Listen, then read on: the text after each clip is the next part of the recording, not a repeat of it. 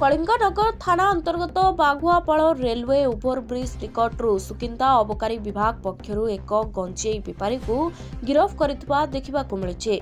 बेपारी जनक सालीजंगा ग्रामर जोगेन्द्र महांत होइतबा बेले तांको ठारू 5 केजी गंजेई जबत होइतबा अबकारी विभाग पक्षर सूचना मिलिछि।